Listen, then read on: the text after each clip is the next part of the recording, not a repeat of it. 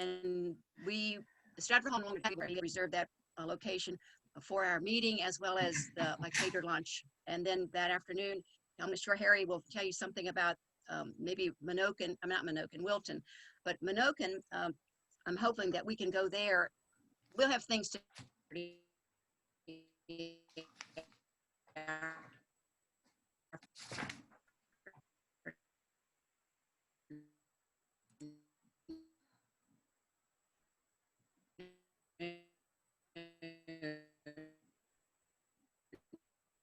and then there's a lot of historical stuff down there to do. So make plans.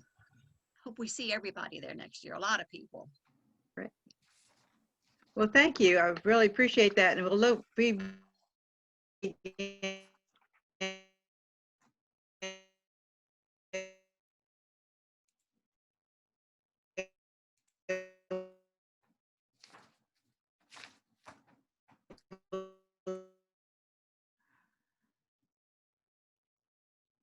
to do that. And then would you have that information? Ann's having some issues with her internet. Let's just move on. Okay. At this time, I did not know of any of that, so we'll go ahead. I do see Ingrid, and the minutes from last year's meeting, the 2019 meeting, which was held on October 5th, 2019, were approved by a committee and have been added to our website. So Ingrid, did you have any other activities this year? Well, I believe when things finally settled down this year, I was able to mail out a total of, I believe, 11 new member packets. Okay, well, that was good. So we hope some of those have followed up and sent them in and become members. Yes. Look forward to that. Good, thank you. And then are we back to Ann, where she can? Yes, I never have internet problems except during an EFA meeting, apparently. Right. So you ready for my report? Yes, please. Okay. I have quite a few little bullet points because we've been working on our social media expansion. So our balance today is $17,475.52. As Ingrid said, we've had quite a few new families join this year. I would encourage you during the holiday season to consider giving an EFA membership to some of your family members so we can continue to grow. I was looking at our mailing list this morning. We have about 400 contacts on our mailing list, and approximately 90 of those are active. So it would be great to get more active members. We have like about 90 that have paid through the end of 2020. I'm going to try to share screen with you. Let's see what happens.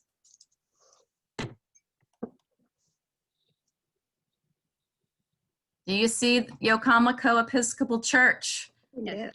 Yeah. Isn't that beautiful? That was the church where Colonel George was a vestryman. Harry, what year was that approximately? 16? Early 1700s. Early 1700s. There is a date on the church itself that when it opened and Colonel George was a vestryman and alive at that particular point in time. So while we don't know specifically, you can figure that the colonel was very, very much involved in the construction of this church. Okay, so I just wanted to review real quickly. Some of you joining us have been members, but for life happens and now you're back, so we're really excited about that. The Eskridge Family Association membership includes 2 annual newsletters that Harry puts together. Any virtual meetings will be free, and we have a private Facebook group.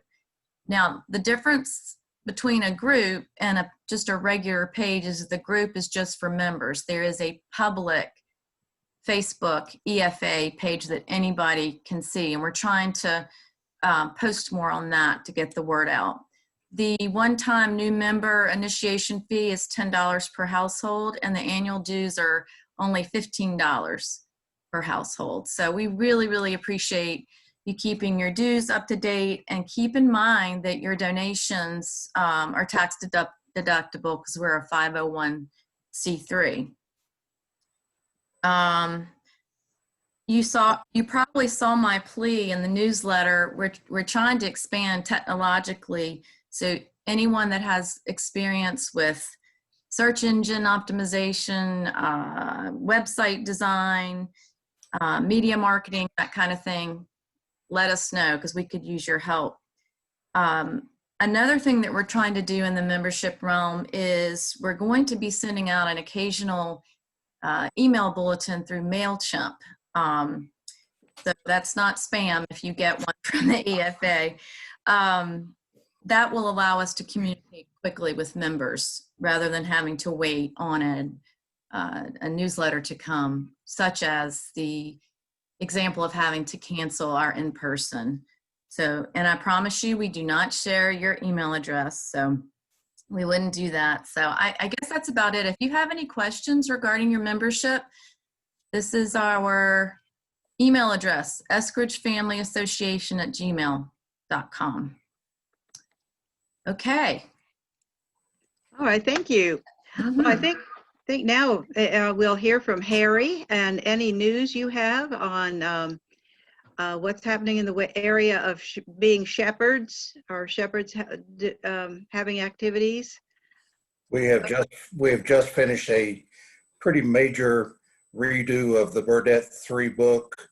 I'm closing in on finishing one for Rebecca 3 and working on another major revision of the family of Sarah 2.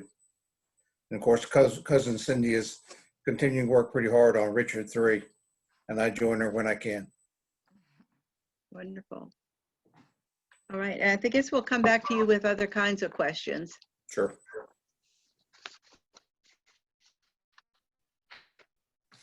Okay, now you've met our officers and we heard from them, but we would like to see who else is with us this morning and see how you are connected to Colonel George. So we think we can work through this if Anne will call each person by name, and you'll unmute just for that moment while you tell us who you are, who's with you today, and how you are related to our Colonel George. Okay, let's see if this works. Well, Joe from Lynchburg, Joe Eskridge from Lynchburg, are you on? I don't know. I am. I am getting there. Hey, good morning. Joe! It's By the way, wonderful to see watching. all of you. I'm our family of 5 is in Lynchburg, Virginia, Central Virginia. Fell in love with the genealogy from my grandmother, Mary Eskridge, who was married to Poe Winston Eskridge Jr. And so I go through Samuel 2, and you know, my wife and Beth and I have 3 girls, and it's great to connect, especially to see Harry. Harry, we've communicated via email, and you and I have communicated via email. This is great to put faces with names. Okay, Mickey Eskridge from Kentucky, are you on? I always feel like I'm muting somebody and I shouldn't be. Mickey, wave. Yes, we're here. We're here. Oh, yay. It's under Billy, but this is Mickey. Oh, hey. Hi. Can you hear us? Yes. Okay. The floor. Okay. Well, we're new to this, but we believe we're related through Major George Eskridge Jr., George, and George R. That line. Yours would go George, George, George. Yes. Okay, Rob Eskridge, Gilroy, California, you on? There's Rob. By phone, probably. Are you on? I clicked on ask to unmute. Hopefully that will work. I apologize to the West Coast cousins. I think there are 4 or 5 of you out there that it's very early. So I do see Rob's name. but he has to unmute himself. There you go, Rob. Are you there? Good morning. It's time to wake up. No, I'm here. I was just finishing my orange juice. So I don't know which branch I'm related to. Because I'm a West Coaster, I really haven't ever been to any of the meetings. Our family came from St. Louis, Missouri, and moved to California when I was in high school. And I guess I'm the oldest now. So got a bunch of kids and a bunch of grandkids. And Good. I think I really appreciate that you've done a Zoom meeting. And my recommendation is that we do one Zoom meeting a year in addition to the in-person one, so that we can Yes. actually kind of stay in touch. So thanks very much to the officers for all the work you put in. Thank you. I think that's a great idea. Rob, I would say to you and to any others that don't know you're aligned with us, if you'll communicate with me, we'll try to get it worked out for you. Hey, Harry, thanks very much. Okay. Good morning. Okay. Cousin Sue from Seabrook, Texas. Are you here? All right, glasses. Sue, did you make it? Oh. All right, there she is. Am I there? You are there. Here. Thank you. Sue Harrell, and I'm from Seabrook, and I'm so sad because this is the second year I haven't been able to attend, and I just love the meetings so much. I don't know what else to say, except I am Samuel, and then Richard, and then on down that line. And my Eskridges ended up in Mississippi. And so that is where I have done some of my research there as well. There's even an Eskridge, Mississippi, would you believe? Close to Duck. What? Close to Duck.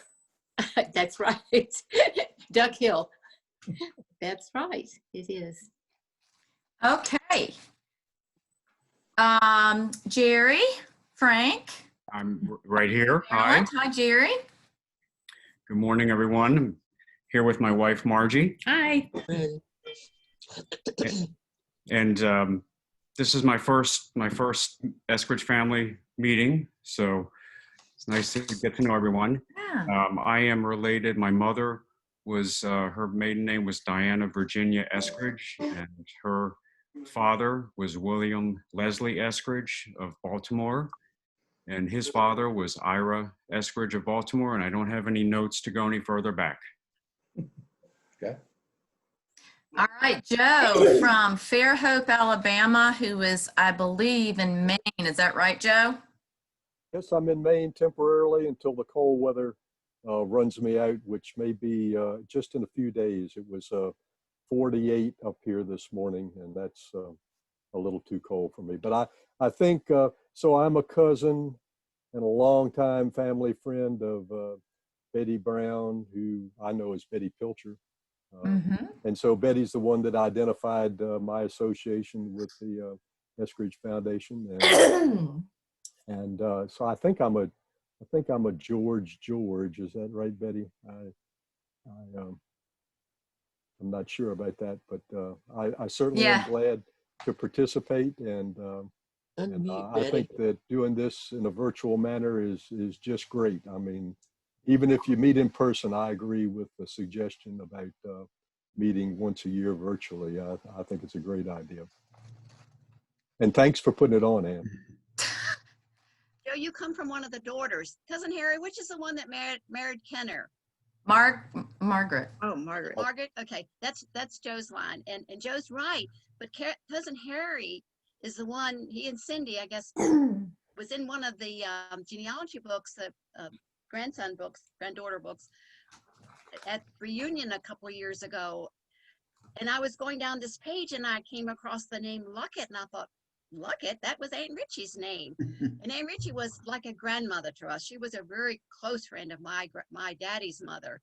And I just sort of stood back and I thought, what? And reading down the page, I came to find out that Joe, whom I've known since we were babies, we were actually cousins, and how that information got lost through the generations. I'm sure my mother didn't know it because she worked on Daddy's family for years and years, and she would have told me had she known. So, Anne Ritchie was actually a relative to us rather than, you know, like a she's like the grandmother to us that she really was. So, That's you know, neat. thanks to Harry and Cindy for all their investigative work, because without that, you know, we would still have just thought our families had known each other for over 100 years, and that was the association, not actually that we were truly related. So God bless you for doing that. Okay, Deb is out in Oregon. Good morning, everyone. Good morning. I'm Deb Otterstein, and I come from the William, George, who were the Delaware Eskridges, as we're known. And my family had the wanderlust. So they went from Delaware all the way to Idaho, to Texas, to Oklahoma. I mean, they just couldn't stay put. So I'm glad to be here. I think this is great, and I think the suggestion of doing this once a year is a good idea. Okay, Charles from Columbia. Are you on, Charles? I see your name. Yes, I'm here. Can you hear me? Yes, sir. My camera is not working. Must be too old for this system. Works on everything else. Anyway, I'm apparently from I think it's the Samuel Richard line, and I have it somewhere all the way down to me, but of course I can't find it. But we came from the branch that moved to North Carolina, and I have my son here someplace, but well, welcome, Charles. All right, Renee from Fredericksburg, just an hour north of here. Hi, everybody. I'm descended from Samuel II and Rebecca III, and then a line of daughters, Rusts and Lanhams, Fletchers, and Longerbeams. And I'm also first cousin, 2 times removed, from our founder, Elise Towson Coble. So I'm really excited to join the organization and meet all of you. Great. And she provided me with some pictures of Elise Towson Coble that we didn't have. So we had pictures of everybody else on the founders, but we did not for her, and I appreciate that. Okay, Cole, are you here from Iowa? I don't see you, but that doesn't mean anything. A quick comment, those who aren't familiar with Zoom, up in the top right, there's a little thing that says either gallery view or speaker view. And if you push speaker view, it brings up who's speaking at the moment. Also, a number of folks are not muted and we can hear background noise. So if you could mute your microphone while you're not speaking, that would be helpful. Thank you very much. That's great. I nominate Rob for the next Zoom organizer. We have everyone muted except we're unmuting people who are going to introduce themselves. Is that the best way to do, Rob? Oh, Rob's muted now. Okay. No, that works great. Yeah, thanks. Okay. All right. We appreciate tips. Okay, Daryl, you're up. Yes, I'm Daryl Brace. I'm in Marietta, Georgia. I grew up in southern Indiana. My mother was an Eskridge. My grandfather was an Eskridge in from Rough River, Kentucky, migrated north to southern Indiana. But we can chase I can trace the clan up through Virginia, and I'm still doing a lot of work trying to find the actual lineage. Harry's been a big help to me. My first meeting also. Great. Welcome. Donna, are you on from Madison, Alabama?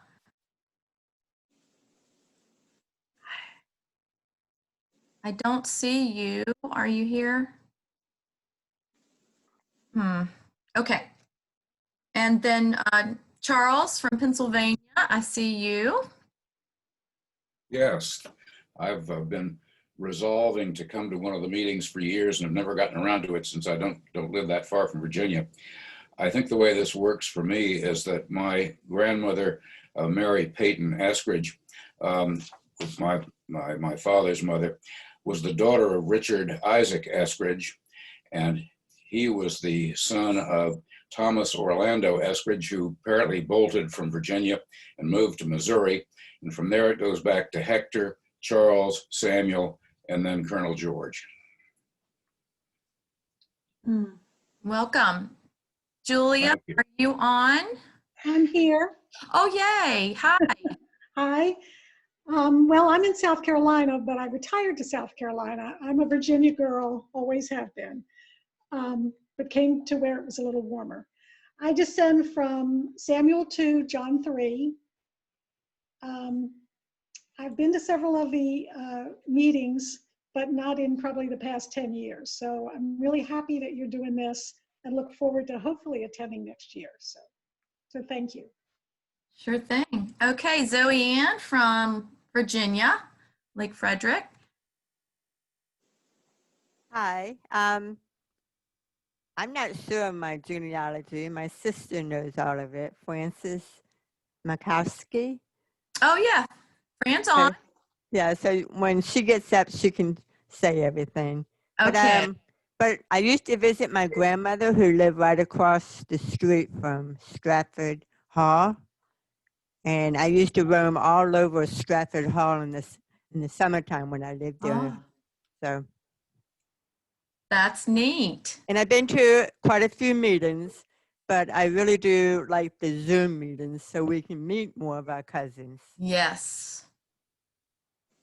All right, Frances from Maryland. Hi. Yes, hi.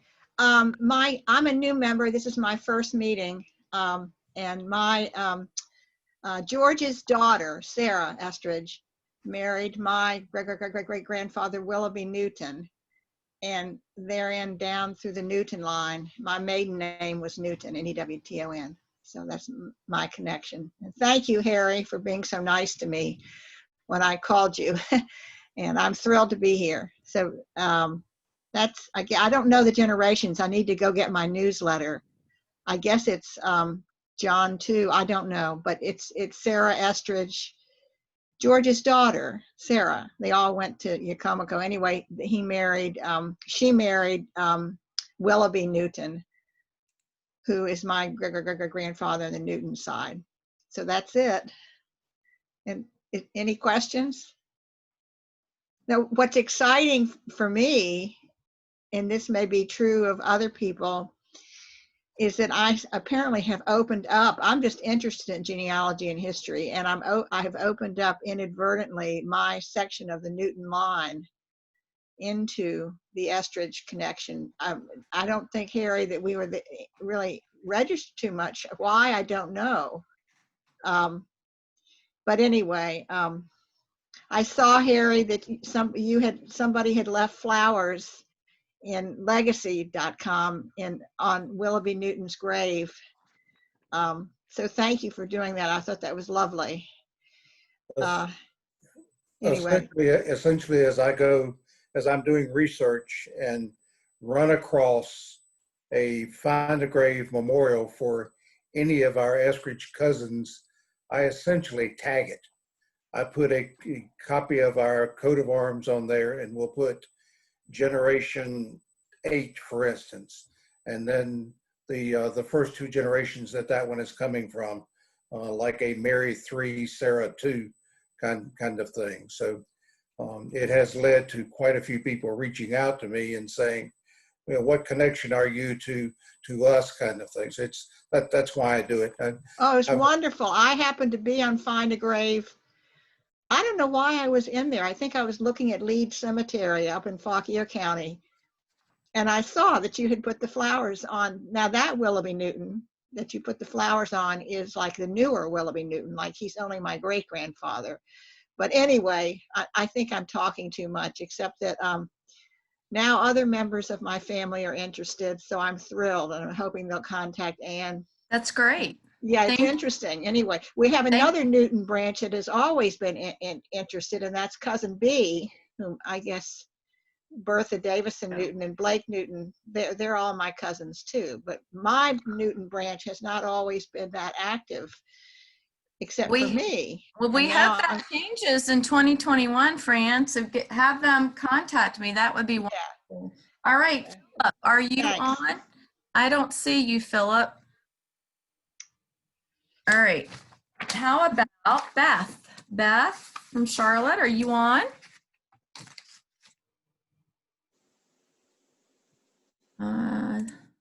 Yes. Oh, there you are, Beth.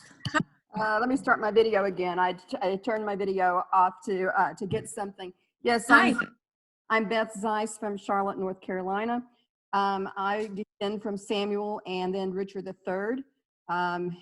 Richard's daughter Elizabeth married Matthew Price, and they moved to Tennessee.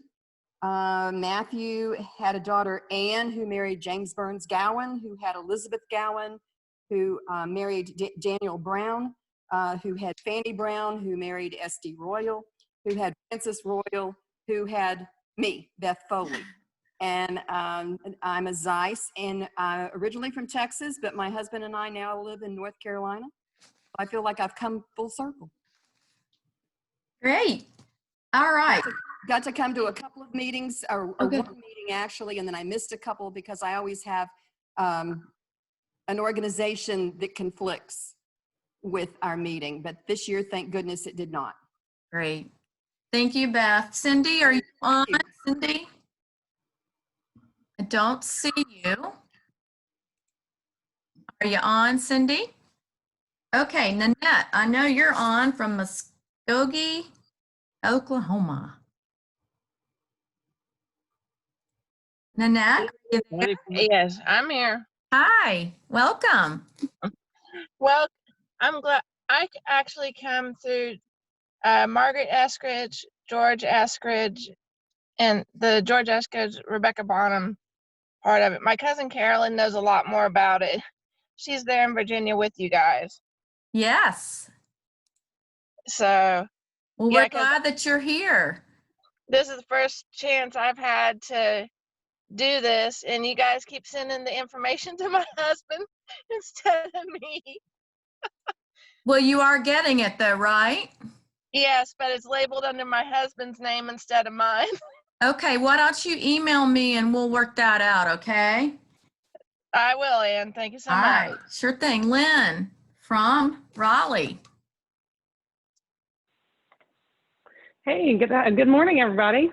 Hi. So I'm Lynn Eskridge Dunn in Raleigh, North Carolina. I'm originally from Charlotte, and I am connected to Colonel George through Harry.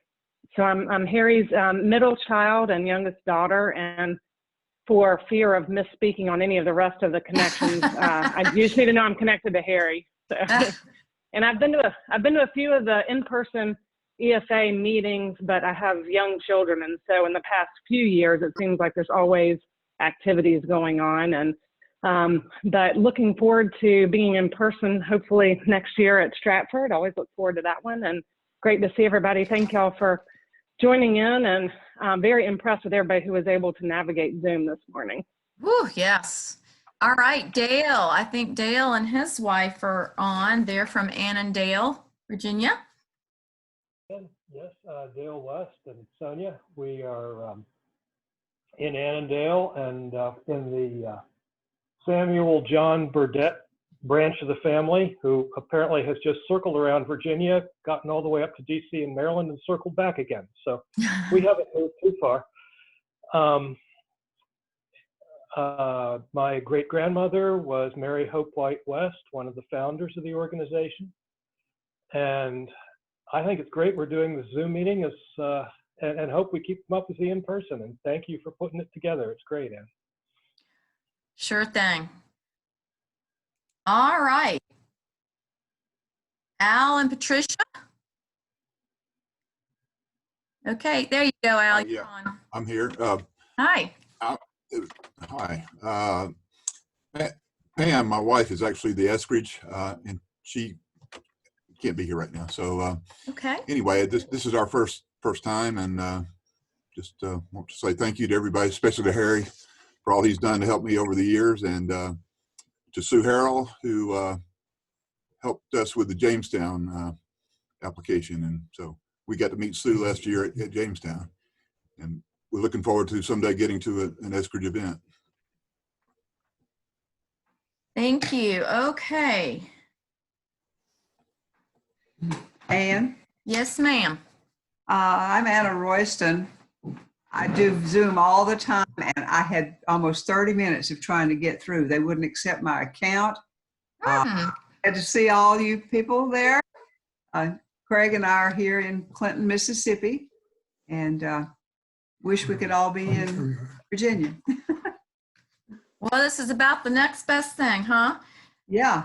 All right, Virginia and hubby from Clover, South Carolina.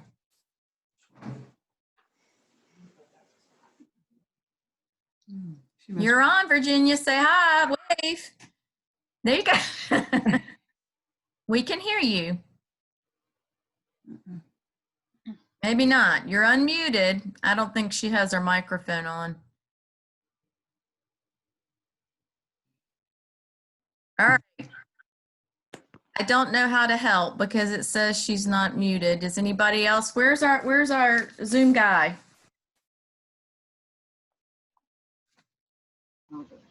You might have to introduce Virginia since you know her pretty well.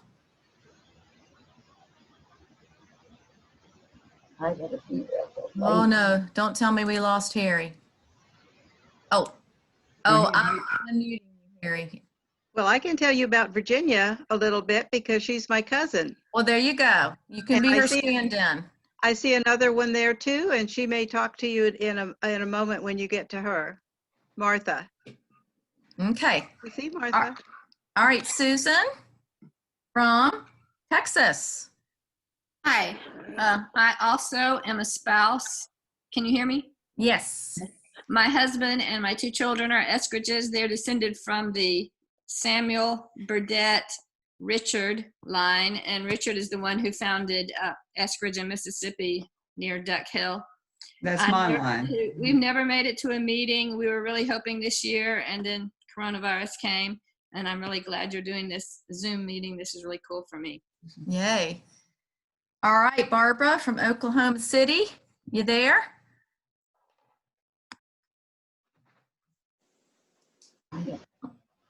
Not sure. All right. Introduced herself. Okay, Marvin from Arkansas. You on? Is that you, Marvin? All right. And then we have Hildy from Richmond, our past president of the EFA. Hildy, you on? Yes, I am. Good morning, everybody. I descend through the steptoe line, cousin George's second wife. And my grandmother, Nina Steptoe Seeger, was the first vice president. And as Ann said, I have served as president for a couple of years and been attending since I was a little kid, I think. And thanks for all the board's help, especially Cindy and cousin Harry. Nice to see everybody. Okay, another cousin Joe, Mobile, Alabama. Hi, Joe. Good morning, everybody. I'm Joe Eskridge down in Mobile, Alabama. And my lineage goes from Colonel George to Samuel to Burdett, who was killed at the Cloud Creek Massacre, and then Austin, Pollard, Richard, and right on down the line. I've been to a couple of the meetings up in Virginia when they've had them there, and they're very worthwhile to go to, and I would encourage anyone who's not been to one to go to them. I have 4 siblings, and because of this virus and this Zoom, I have one of my sisters on the line. She's up in New York, And I have the other 3 are tied up, but they've all started showing some interest in the family in Eskridge EFA because of this Zoom. And it sounds like a lot of other folks are getting interested too because of this. So I applaud the folks that put this together, and I think it's very nice to do. And I agree with one of the gentlemen that said that maybe we should do a Zoom once a year in addition to having a meeting. I think that's a grand idea. And if I remember reading somewhere that sometimes they used to meet twice a year. So this is very good, and I thank you guys for doing it and look forward to seeing all of you. Thanks, Joe. Okie doke. Betty from Silverton, Oregon, you're up. Yes, I descend from Margaret, who is my 5th great grandmother twice, because her daughter Elizabeth married James Seton. So I go down through the Seton-Zahner line, and her daughter Margaret married Pritchard. So it was children from each of them that married. So when we do the DNA, there's kind of an excess of this line. They originated, were originally from Illinois, moved to Oregon quite a few number of years ago, getting web feet from it. But it's the line came from through Kentucky and Indiana to Illinois, is where the majority settled. Welcome. All right. Candace, I don't think Candace is on. I don't see Candace. Candace is from Georgia. And we've got another Joe Eskridge. That seems to be the name of the day. Fort Belvoir, Virginia. Joe, you on? Can you hear me? You sure can. I've figured out how to make the audio work, but I hadn't figured out the video. That's okay. Maybe by the next meeting, I'll have video also. That would be great. My line is through Samuel Richard William through North Carolina and Tennessee and settled in Arkansas. This Zoom meeting, thanks to the ones that put it together. It is a good idea, and appreciate all your hard work. Our pleasure. All right. Cousin Fran from Maryland, you're up.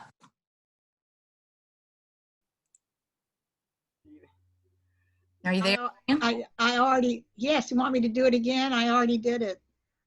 This is Cousin Fran from Maryland. That's me. Yes. Well, no, you already, maybe I answered the wrong Fran earlier. Anyway. No, you're fine, Francis. We're going to Fran Markowski, who used to be the treasurer. Fran, you're welcome to come back anytime. You're doing a good job. I'll leave you to it. Thank you, Fran. I'm actually I've been in Delaware for 9 years now. Oh, Delaware, sorry. Yeah. Anyway, I descend, my sister and I, who spoke earlier, descend from Samuel to John to Burdette, Burl, Vernon, and second Vernon was our grandfather. They all stayed in Virginia. In fact, Vernon, my grandfather, was born on the property right across from the entrance to Stratford Hall. And he left there to go to DC. And from there, my mother was born in DC and moved to Maryland. So my sister and I did grow up in Maryland and spent many years there. Since retirement, my husband and I have moved to Delaware, partly because of lower taxes, but I've also discovered a variety of Eskridge connections here in Delaware, street names and highways named after Eskridges. There's actually a section of a state park here that's the Eskridge area. So lots of Eskridges in Delaware still, or that information. Thanks. Thank you, Fran, and thanks for your years of service to the EFA. All right, Christine from Virginia. Hi, Christine. Hi, Mitchell and I are on board this morning. I'm her son. I'm her son. Okay. Oh, hi, Grandma. My grandma's Carolyn Knight. Hi, Grandma. You didn't expect to see me, did you? And your cousin Martha. Oh yeah. Hi. Hi. Well, I mean, I guess we're all related, so hi, Emily. Hi. So I'll let my mom explain our heritage, but it's good to see everybody this morning. Good to see you. Martha, cousin Martha from Gastonia, North Carolina. Hi, good morning. And I can't tell you all the things about the heritage, but Carolyn is my cousin. And then Virginia's my sister. Nanette and Candace are my nieces. So we're all on here together today. Yeah. And I've got my information on how to get on this thing at 8:45 this morning. So it is a miracle that I think that's great, Martha. It's it- a little intimidating, I'll have to admit. Did I miss anybody? Wave to me if I missed you. Wave hard. I'm looking at a bunch of pictures. Missed Barbara Lynn. Miss Betty Brown. Oh, I thought she might have done it at the beginning. Okay, Betty, do your thing. You have to unmute yourself, Betty. There you go. You're on. Okay. I'm like Dale. One of our group didn't leave Virginia. We stayed in the state. I come from Samuel 2, his son John 3, his son Meredith 4, and then his daughter Mary Elizabeth, who married Fennall, Morgan Lewis Fennall. So then my grandmother, Stella Fennall, who married a Pilcher.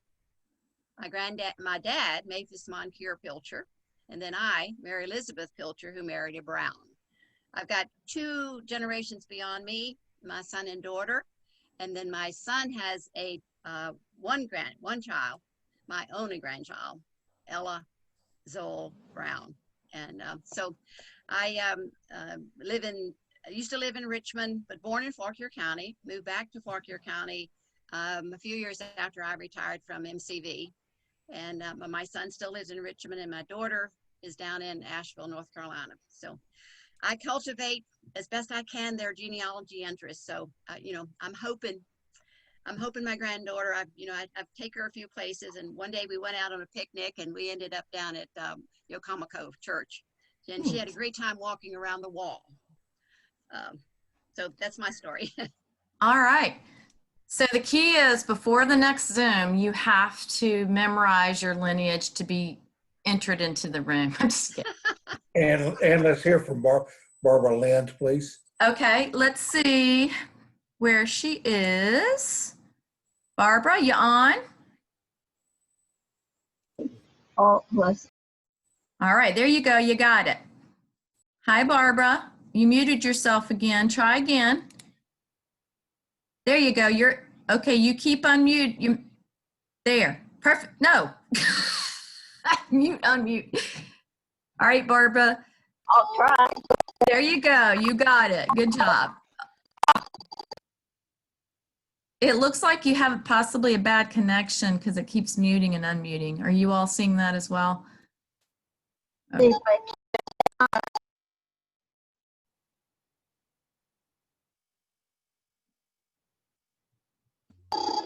Carrie, do you want to speak for Barbara since her connection seems to be? I can't. It just She's says open now. unmuted. You're okay. We can now. hear you. Is it working now? Yes, speak. Go. Speak. Okay. My father, Admiral Ira Edwin Eskridge, who was very active in the association, and I'm not sure of our lineage. You need to help me, Harry, because I know it goes all the way back to George. His father was Ira Bowers Rust Eskridge, so there are all those connections. And the family always lived in Virginia until my dad joined the Coast Guard and roamed the world and settled out here in Washington State. So you did a great job, Barbara. Part of the reason that I wanted Barbara to be introduced is that her father, or our cousin Admiral Ira Eskridge, was in the Coast Guard, and he contributed a pretty good sized sum of money to us to help us with our English research. And I've always appreciated it, and it's been a great help to the association. and he hired Bill Thornton to do the research, but he wasn't able to really find where George came from. Well, one of the things that your dad paid for was some research that was done actually in Virginia, and it provided one of the key pieces of information for us as an association. You may have heard me speak or looked at, we talk about the Flat Lick property that is near what's now Dulles Airport in DC. And our association has always had a lot of trouble trying to differentiate between the sons of William II Eskridge and George II Eskridge. George II died before the colonel did. So in his will, the colonel left his Flat Lick property to the sons of George II Eskridge. And it is through that property and the research that Barbara's dad paid to have done that we have been able to really differentiate between those. And our research has gone much, much faster and much further, particularly for those that descend through Lieutenant William Eskridge, Sergeant George Eskridge, or the Delaware line. All three of those lines have benefited from the research that Barbara's dad did. So it's important. Thank you. Okay, before Carolyn introduces our speaker, did I miss anybody? I'm trying to read a list and look at everybody. Ann, okay, Ann Eskridge, hi. Hi, unmute. You're on. Oh, okay. I'm Joe's sister, and hi.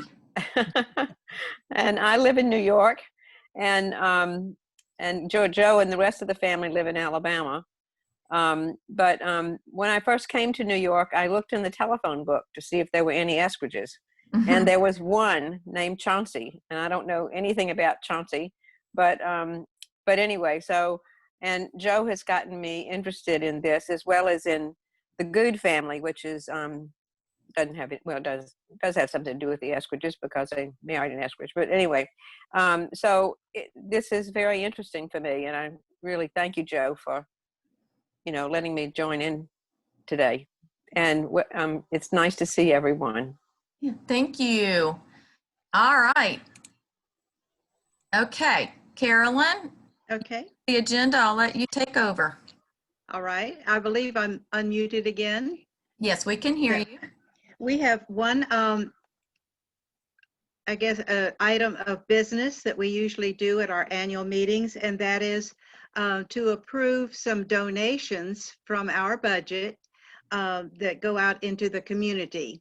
So I'd like to read the board suggestions, and then we will try to ascertain a consensus by, and you can help us with this, because as we can see all the pictures, some people we can do this by a hand vote. We're going to try this. We're going to try it. But the items that are suggested to be donations from the Eskridge Society, one concerns the Chesapeake Bay Foundation, which is an organization which looks out for the welfare of the Chesapeake Bay, and also the Wacomico Church, which you saw the picture of, which is in Copel Parish and is a functioning church and maintains the building, etc. So the board recommends the following: to the Wacomico Church Foundation Fund, $100. To the Wacomico Altar Guild, $100. To the Chesapeake Bay Foundation, $100. And to the Westmoreland County Historical Society, where a lot of our information is stored, $150. So this is a motion recommended from the board. So would we have someone who could make a motion to approve that recommendation?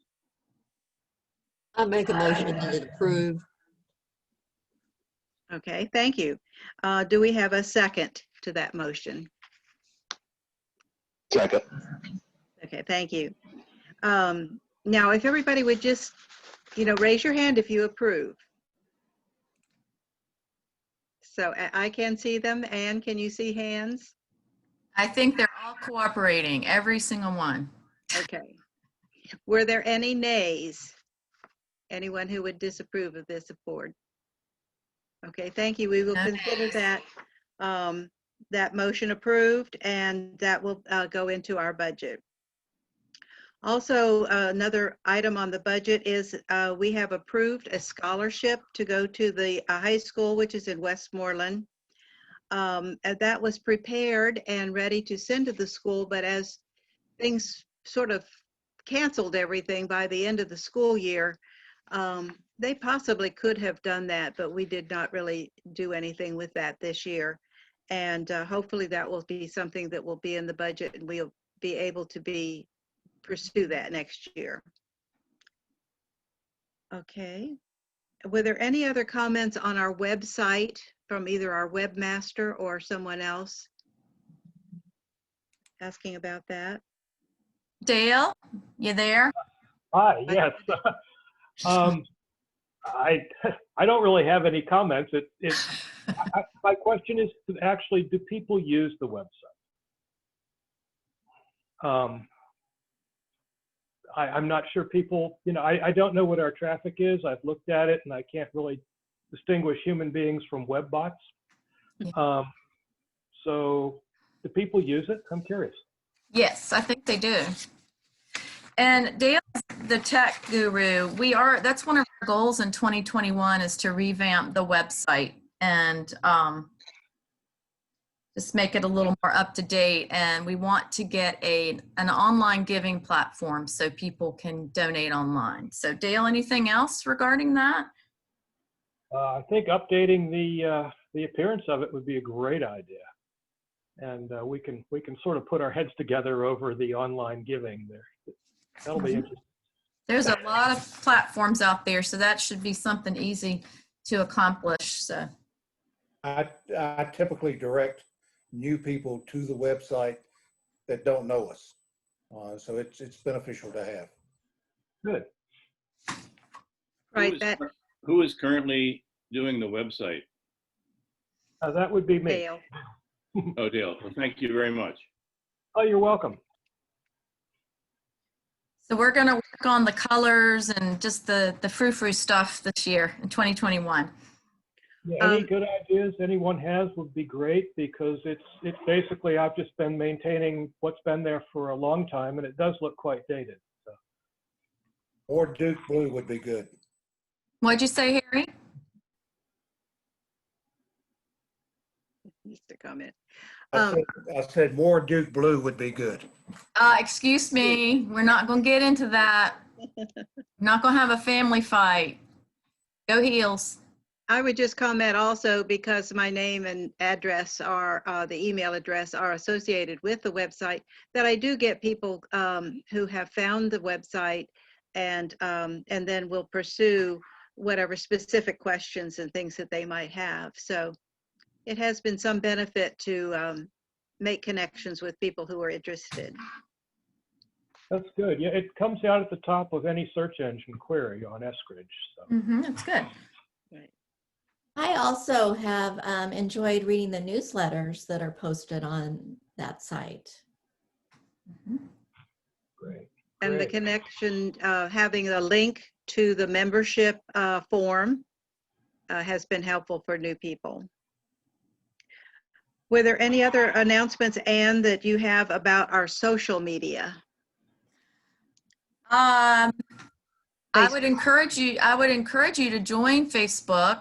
I know you hear horror stories about it, but it's very useful.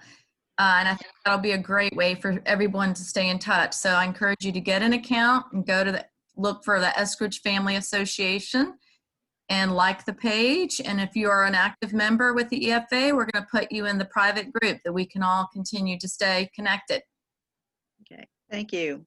Mm-hmm.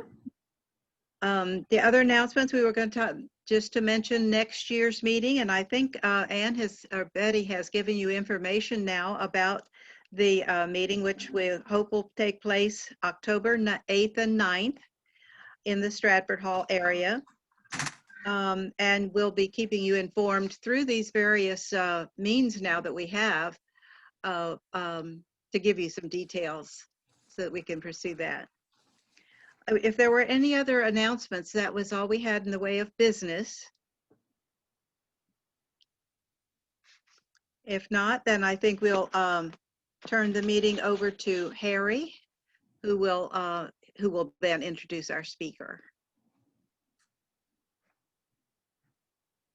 A couple of years ago, cousin Cindy and I were in our bedroom getting dressed, and like normal, we had the TV on, but instead of having it tuned to HGTV that morning, Cindy had it on one of the local PBS type stations. And during that program, we heard the name George Eskridge, so our ears perked up. And having heard that, we started paying attention to that particular program. And on that morning was our speaker this morning. Our speaker is Louise Nottingham. Now, Louise descends directly from Sarah Eskridge Carr. And she and I have had some conversations over the years trying to figure out the exact connection between Sarah Eskridge Carr and our Colonel George Eskridge. There's some belief that they were brother and sister. Some people on their trees have made Sarah Eskridge Carr a daughter of the Colonel, and she is not. Her time in terms of calendar time is more attuned to being a sister of the Colonel than anything else. So without going into it any further, I'd like to say good morning to Louise, and let's hear what she has to say. Good morning. Am I unmuted? Yes, I am. All righty. Let's see if I can share my screen. Hopefully you're seeing the right one. Oh, that's not what I intended. Just a moment. Doing a little housekeeping here. All right. So I'm going to start with, y'all know way more about the Eskridges than I do. So I may be totally wrong with some of my assumptions. And I apologize, and there'll be a time in the end. You can, in fact, go get some note paper and a pen and write down everything, every mistake I make. And at the end, you can enlighten me. But I was really excited when I found out, Georgia, and about the Eskridge, our connection. And in fact, we went to something to do with DC, and we went out of our way to look for the Eskridges and their connection to George Washington and Mount Vernon-ish, that area. And I remember connecting with Harry, but I don't remember this story. You watched my show, TD Ellen Jr., how cute. Yeah, I'm not doing that anymore, but I was really excited to find George Eskridge. But here's the deal. Sarah Eskridge is my 8th great-grandmother, if I'm correct. And I might not be. I've gone down, goose chaser rabbit holes before or whatever. But because we have 512 8th great-grandmothers and 512 8th great-grandfathers, I have not spent all of my time on Sarah Eskridge. But when Harry asked me to speak, of course, I've never backed down from making a total fool of myself in public. So I said, sure, no problem. I'll tell you what I know. And then I opened up Sarah Eskridge's stuff, and I hardly know anything. So that kind of, I also want to point out British naming conventions. This will come up when I start going through my research. And I'm sure you've all seen this before, and you will see it again today. But British naming conventions does reuse names, and they also will reuse, they had no problem back in the 1600s and 1700s reusing the names of children that didn't make it past their childhood, we'll say. So you will find that name's reused. In fact, that's someone suggested I say this. This is from that, the most common persons to honor, and this is actually going to be important, are gender appropriate grandparents and parents, and the likelihood of a missing child in the family also introduces the concept of replacement children. Oh, you know what? I should remember to go through. I'm reading on one screen, and I'm sharing guys. This is the British naming conventions. I just stressed that you will see again. Is everyone here with? Yes? Okay, well, it will go into it. Now, how do I get to, let me move my over here. And here's the thing. This is me. This would be my mother, my biological mother, my grandmother, and her father in Oklahoma. He was supposedly not a Sooner, but know a lot about him. And I know Partial, who's buried in Hillsdale, Oklahoma, for that Muskogee girl. So there's Partial. And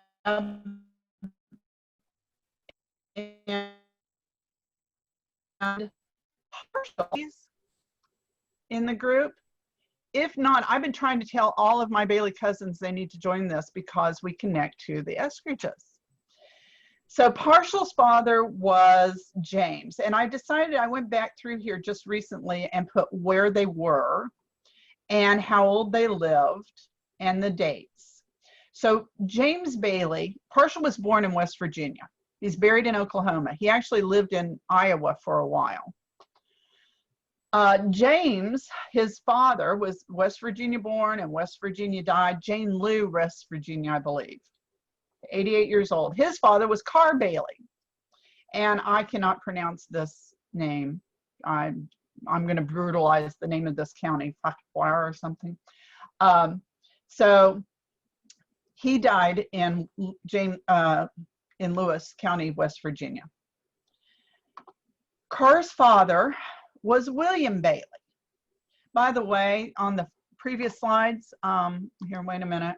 And this is, remember that naming convention? This, let's see here. There we go. William Bailey, my great-grandfather.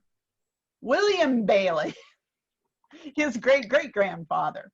And he was the son of Carr Bailey, 1721. Note, Carr Bailey, Carr Bailey. Did I mention the British naming conventions? His father was John Bailey, who married Elizabeth Carr. Elizabeth Carr is the daughter of Sarah Eskridge Carr and William Carr. So that's how we connect. And I thought when I first talked to Harry several years ago, and we went back and forth, that Sarah was the daughter of Colonel George Eskridge. And I just was so excited. And then when he asked me to share what I know, because we went back and forth and he said, I don't think so. And I said, oh yeah, I've got a will. I think so. And he said, no, I don't think so. And I said, yes, I do. We went back and forth. And then he said, you know, it doesn't really matter. You can join whether you're related or not. Okay, and then he asked me to speak and I had to actually proof stuff. So what do I know? Well, I don't know much about Sarah because Sarah was a woman born in, when did I say she was born? Born in 1656. And frankly, she was not a lady or anyone of stature, so to speak. So we don't know too much about her. So I decided to go back. How far back can I go and what can I find out? Now on Ancestry, I found a George Eskridge who ends up supposedly in Westmoreland County, married to Elizabeth Roper, born in England, winds up in Westmoreland County. But I can't prove this. It was just a hint. You know how hints are on Ancestry. And I'm not even sure that this is correct because look at the age here. And they're married. Supposedly there is a marriage license. It's right here. Marriage date down below, 1639. What is significant about 1639? Anyone? How about the birth date of Colonel George Eskridge? And this actually just came to me this morning when I was walking about how old were they? Because I'm not sure that I have the right people. I kind of was going down a rabbit hole of these people being the grandparents of Colonel George Eskridge based on ages here.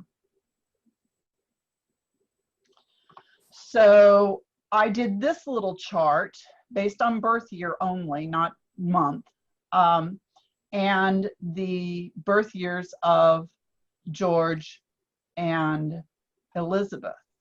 Now, based on this, Elizabeth, who might be mother or might be grandmother, was only 14 years old when Colonel George was born. Now, I come from Oklahoma, and I actually know 3 12-year-olds who got married and had children. So it's really not that far-fetched. However, doing genealogy, I've been enlightened that a lot of women did not get married until they were in their late 20s and early 30s. So I don't know what to say. It's possible, and I don't have any proof. These are just assumptions. I'm interpreting some data, and I'm applying some logic here.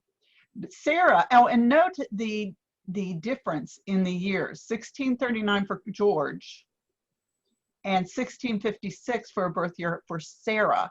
And that is about 17 years difference, which is actually a generation different. But if Elizabeth was 14, she would only be 31 when the rest of the children. And if she was in England and didn't come over with George Eskridge, her husband, as he settled this new territory, that's really not that far-fetched, is it? I don't think it is. So again, remember the British naming convention? I try to apply some of that to this if they were grandparents and not father, and this is why. Okay, so these are the children of somebody. We have Colonel George Eskridge, and if they use the British naming convention, his father's name or his grandfather's name would be George, which would make George and Elizabeth grandparents in my mind. Sarah would be named after the mother's name or her grandmother on her mother's side, meaning that she would be Sarah. Margaret, the second daughter, would be named after the father's mother, and that would be Margaret instead of Elizabeth. So I was a little frustrated with this, but if they utilize the British naming convention, the third son would be named after the father, and so the father would be Thomas and the grandfather would be George, and it's just an assumption, which is what I was filling out here. Again, if. I can't find any of this, and I tried going through Colonel George's naming of children, and oh, I thought I took out a Willoughby on that. So we do have a Samuel, and Samuel Bonham Sr. was the father of Rebecca Bonham. So that might be correct here, but if it is, then these two should be switched, I think, in the birth years. And we don't actually have a birth year, or I couldn't find one on your website, and I couldn't find one anywhere, but maybe Harry has it. The birth year for Samuel Eskridge, son of Colonel George Eskridge. And if he is born before George Eskridge, that would all make sense, because then George would be the third son named after his father, George. So that would make sense. And this Sarah Eskridge, it would not be my Sarah Eskridge, but a niece. So moving on. What I did decide just yesterday as I was playing with this is it doesn't work. This does not apply. I couldn't make it work. Rabbit hole. Moving on. As I said, I've never backed down from making a fool of myself in public. Okay, so let's go into some more of my discussions, because I'm still trying to prove that Sarah is the sister of Colonel George Eskridge and be an actual member of the family. Let's see here. We have a niece. The Sarah here could be one of the naming conventions is that where is my naming convention thing? The fourth daughter is named after the oldest maternal aunt, and the fifth daughter is named after the oldest maternal or paternal. So the fourth and fifth daughters get aunts roles, and that's possible for here, especially if they had some possible births that did not make it into childhood. This was fun. Okay, where is Margaret in? Okay, so down here, Margaret Eskridge, the third daughter, was named after the mother. So I looked for this, and Ancestry suggests that Rebecca Bonham's mother was Margaret Powell Philpott. Do you have that? Harry, shake your head, yes or no. You have that? Okay, so this is old news. I told you guys you know more than I do. So I did find this lovely story about Margaret Powell Philpott. Do you have this, Harry? No. That she actually came over as an indentured servant and ended up marrying the plantation owner. Do you have that story? I got it from Ancestry member Phyllis Burker, not personally, but she had it posted on her tree. And so I copied all this off so that we can research that to see if that works out. Okay, then I looked at Sarah's children. How did she name her children? And it really started getting confusing because of the darn British naming convention, because all the cars followed the British naming convention. And there are a huge number of cars. I was complaining to Anne the other night that I started down a rabbit hole this thick of genealogy of the family records of the Carr family, but they're all in Rhode Island, and it's the wrong one. But because they use the same names, they all have the same names. Elizabeth was fourth daughter, named after the aunt. The only thing that I have here for her daughters is that the third daughter was named after the mother, Elizabeth Eskridge Carr. Okay, so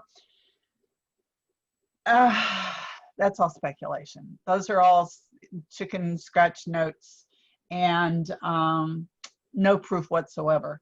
But I told Harry I had a couple of wills in some books. So this is what I came up with here, that all the right people are in the right area at the right time. We have a William Carr. I have his little will here and wife, Sarah. I have William Carr and George Eskridge as the executors of many wills. I just put a few here, many wills. Same time, same book, same time frame with Samuel Bonham. Remember Samuel Eskridge, possibly named after a grandfather or uncle. He has children care of my uncle, George Eskridge. So we have this. And I also have under Thomas Bowman's will, note to nephew Philpott Bonan. So I feel that really told me that yes, Margaret was the mother of Rebecca. And then I went further. I went to archive.org and I searched for anything in the 1600s and 1700s written in English. And I came up with this book. I came up actually with a handful of books, but this book was the most interesting to me because when I searched for Eskridge, I did not find anything. But when I did a different search, I did. And this book appears to be, and I have not read it completely because it is written in Old English, but it appears to be reports to the king about voyages to the New World or to England. In fact, deciphering, this is the plate, the title plate page, the title page of the book. The general history of Virginia, New England, and the Summer Isles with the names of the adventurers, planters, and governors from their first beginnings, 1584 to this present 1626, with proceedings of those several colonies and with the accidents that befell them in all their journeys and discoveries. Also, the maps and descriptions of all those counties and their commodities, people, government, customs, and religion yet known. Divided into 6 books by Captain John Smith, sometimes governor, in the countries and admiral of New England. So I thought that was pretty cool. And in the book, what have I put here? Okay, I was going to read to you this story because I just love the story, but I don't think I really have time to do so. So let's go on. And I'm going to bring this over.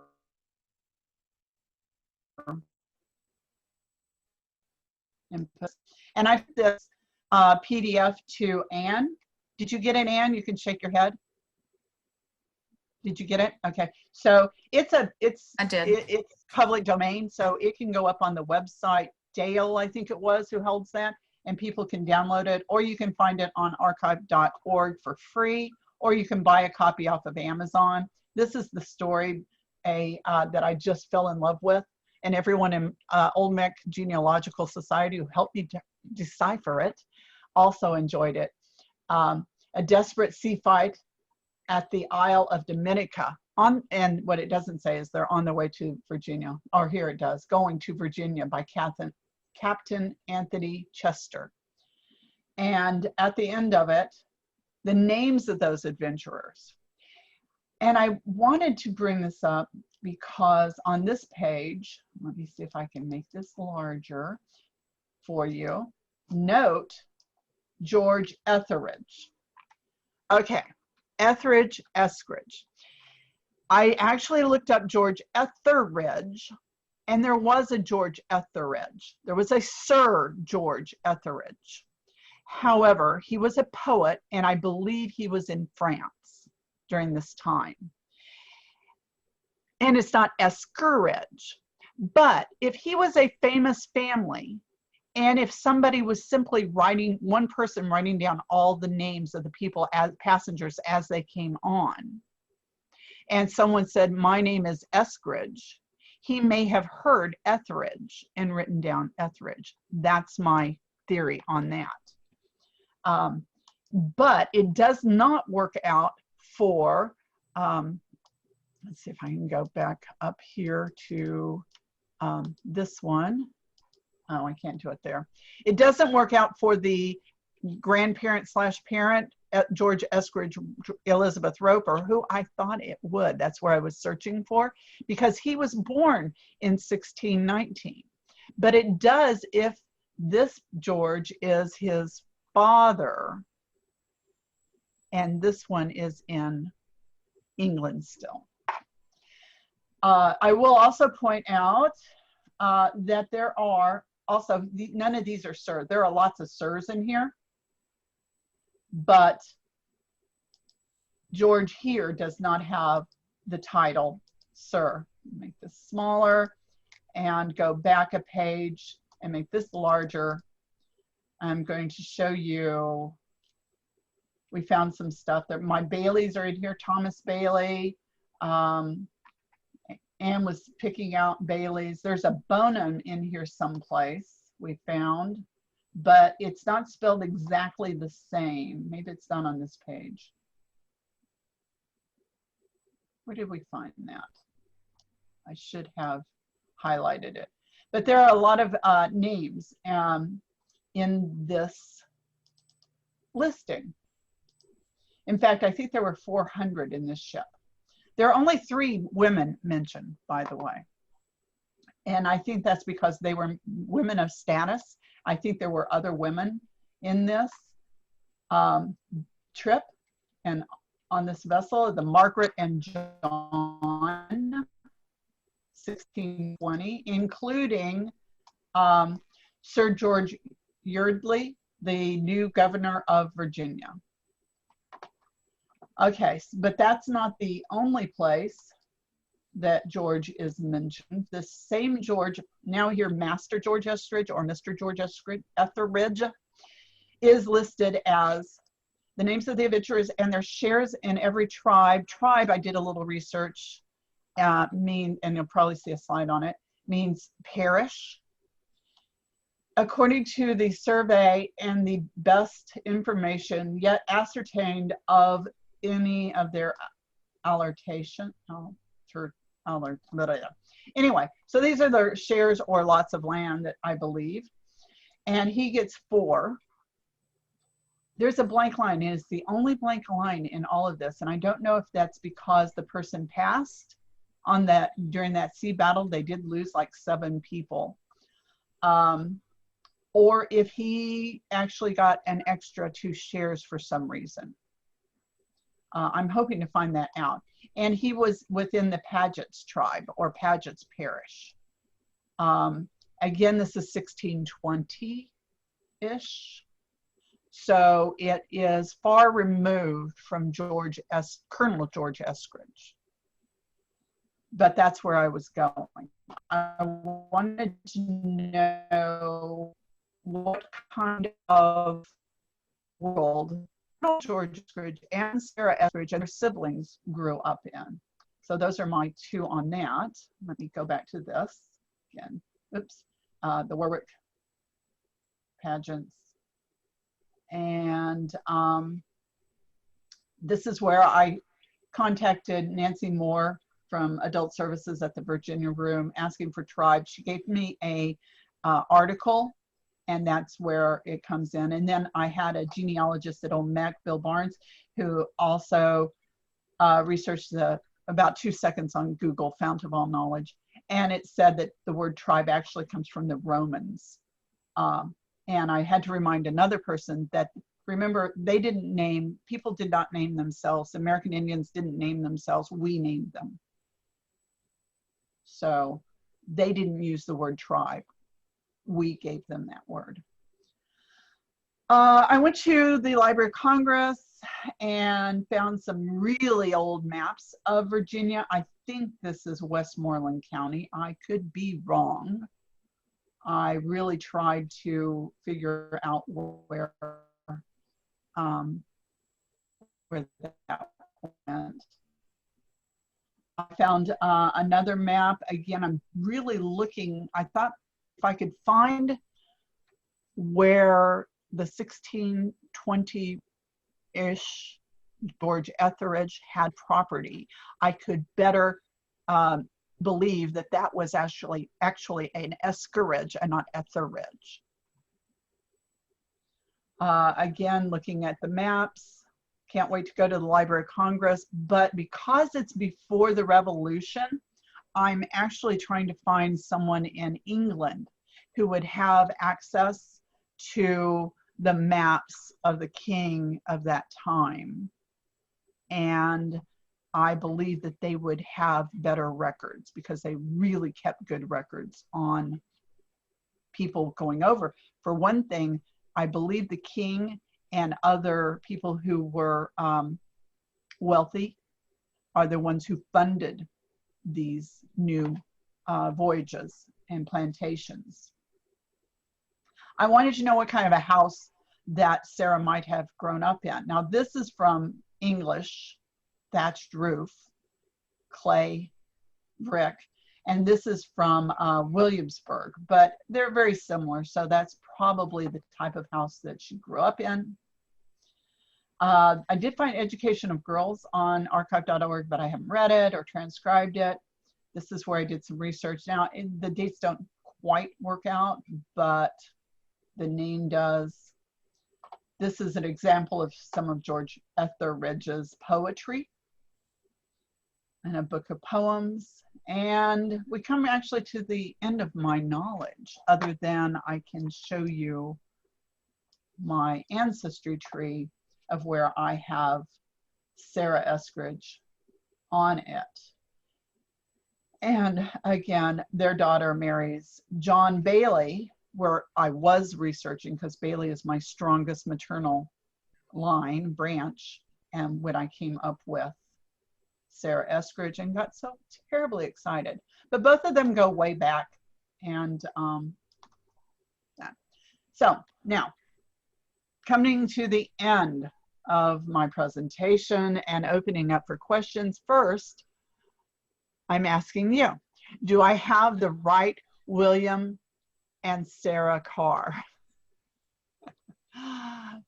There's another family in Rhode Island, and there's Bailey's connected, I think, to them. But the parents there are Caleb and Phyllis Carr. And some people on Ancestry never do the research. And I originally put Phyllis and Caleb Carr on my William Carr. And so now there's 100 people with this. And I don't think it's correct. And so I removed it off of mine. And they keep trying to tell me that's the correct. And I'm pretty sure it's not. Because there's a huge difference. I can prove William Carr and Sarah Eskridge in Virginia and Westmoreland County. And it just is, I know they traveled. I mean, they came from England, you know, back and forth.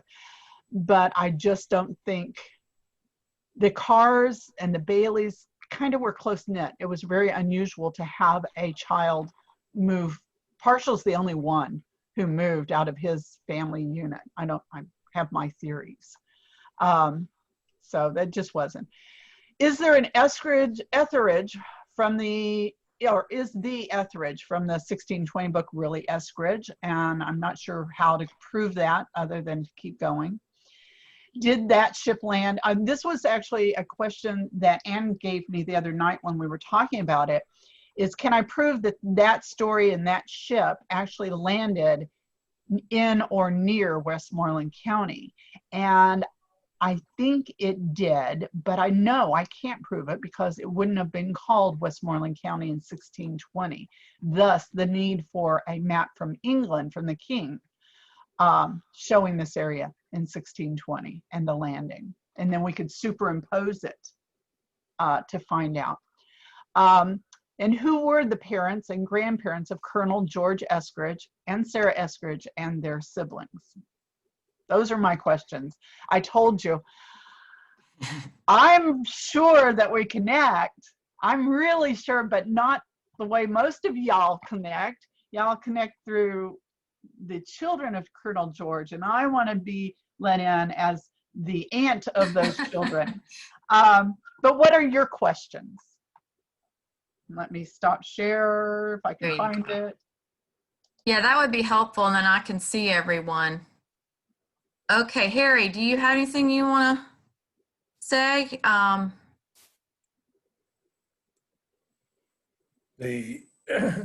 biggest comment would be that the birth date of Colonel George is unknown. The birth date, the birthplace. It's my general feel that the birth date that Louise put on there for the Colonel is too early. We do know that he died in 1735. If he was born in 1639, that would have put him pretty close to that 100 mark, and that was extremely unusual for that particular time of stuff. So we don't know exactly when he was born.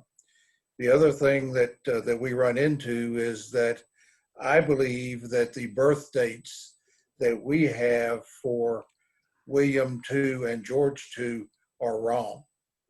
We don't have a birth date for Samuel, but I don't believe the birth dates for William and George are correct. I don't know where they came from. I think they're too early. If they are correct, then their mother was not Rebecca. It's my general feel that that Rebecca and the Colonel were married about 1691 to 1693, somewhere in that neighborhood. And my anticipation would be that William and George too were both born about that same time. Now let's move over to the William Carr side of things. What do we know about William Carr from some of the research that we've done?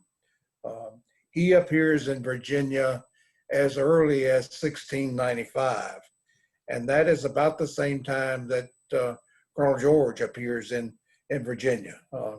As prominent as the Colonel was in Virginia in the late 1600s, early 1700s, he doesn't really appear much before that time.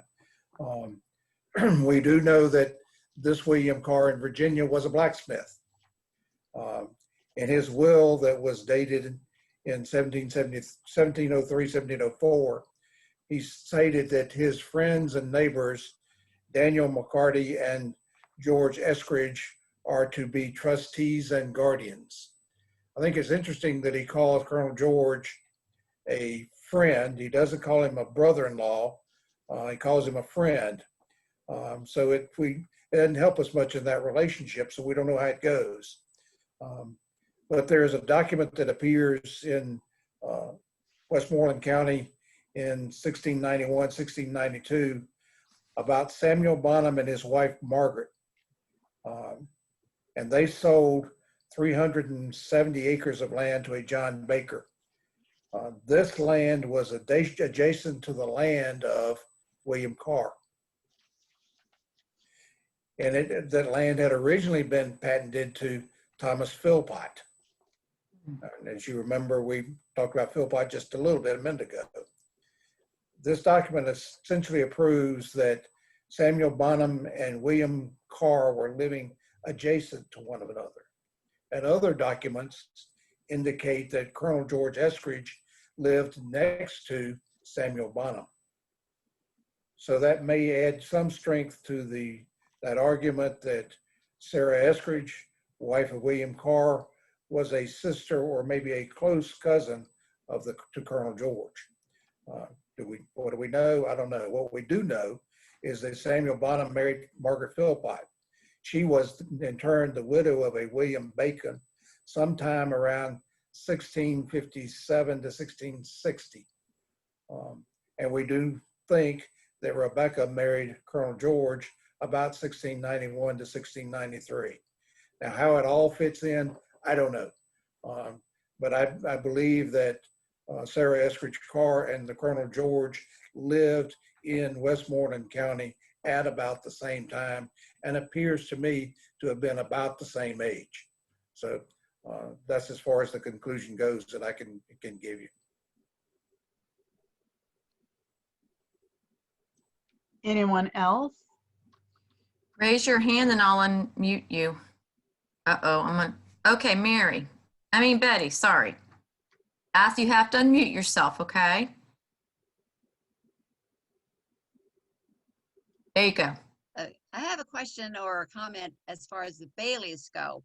Here in Fauquier County, a guy that I went to high school with is a Bailey. And I could contact them or him and ask him, I don't know how much research they've done on their Bailey line, but if I could have a screenshot of the initial information you put up there about the Baileys, or just send it to Ann or email it to me. Are you on Ancestry? Well, not really. Sometimes I go on it. You're not a member there, because No. I can send you a an invitation. Okay. But my Baileys, I'm real confident until I get to Partial, because Partial is not a family name. There's a book, Baileys and the Britons, and it's a free PDF. You can find it. It was written by, I want to say, Henry Thomas Bailey back in like 1950 or something. And it gives the genealogy all the way back to the first king of Scotland, King Bale, I don't know, which I actually cannot confirm that, but that's what he says. And somewhere in there, as I got real excited, it says, but there are a million Baileys, all of them William Bailey, all of them James Bailey, all of them, because they use this naming convention. And I'm just talking about mine. And then when I went to look, I couldn't find Partial.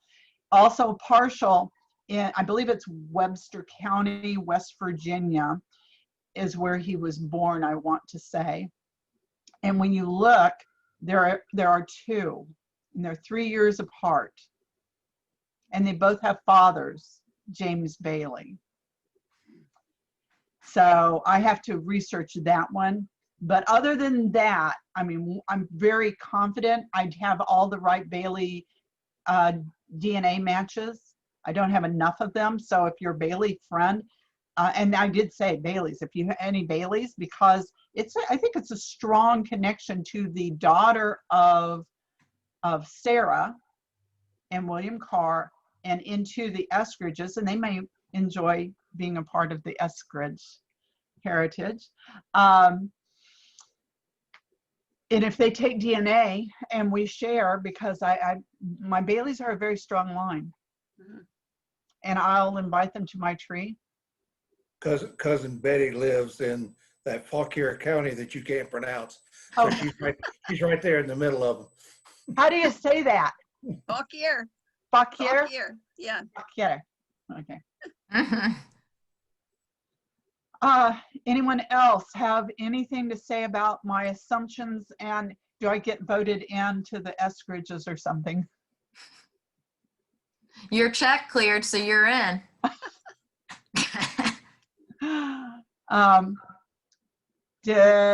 Anyone? No? Any discussion? What about that book? Wasn't that interesting?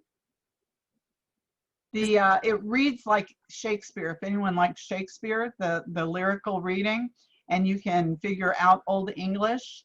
The story of that sailing was, it was wonderful. Such a tempest. What actual title do we look for, Louise? For the book or for the story? For the book. Yeah, how can we get the book? Yeah, or. Yeah, okay, well, I can give a link if you want to download it from archive.org, or you could, Anne's going to send it to Dale probably to put a link up on the website. Is that doable? I would love to see the book. Yeah. It's actually supposedly 5 books in one. I can bring that back up again. So we can go to the website to get it. This is Dale. In the future. Oh, yes. This is Dale. I will put the link up on the website. And Louise, great presentation. If you would like to get me your deck for the presentation, I will put that up as well. Oh yeah, that's what I was putting a lot of information in it because, this is the wrong book. Oh, that's this book. Yes, I will get that to you. I'll put a zip file together or something. I'll send that to Anne in just a little bit. And I'm sure she'll send it straight over too. Fantastic. So this is actually 5 books, and Anne and I did talk about, because those shares are actually in book 5 of the 6 books, and the story of the Tempest of the people who came over is in book 4. They're all encompassed in this. Let me make it smaller. Just a quick note, we are recording this session, so we may be able to upload it to our YouTube channel, so stay tuned for that as well.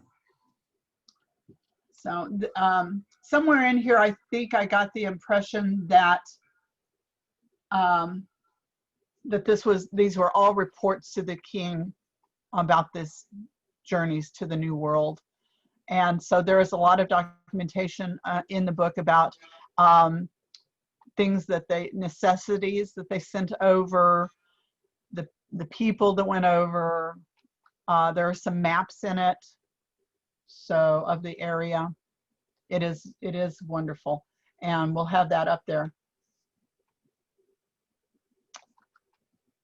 For the desperate sea fight of the Isle of Dominica.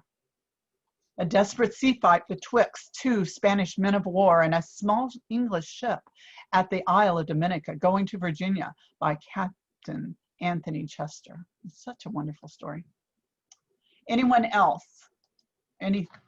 Yes, I have a question. Hold on a minute. I'm on. Okay. I should know this. I'm embarrassed. What is the web address again of the website, Dale? Eskridge Family Association. Yeah, I've been on it before. Okay, great. And the book will be on that. Yes. Great. It'll be there as soon as we can get it up. Yeah, great.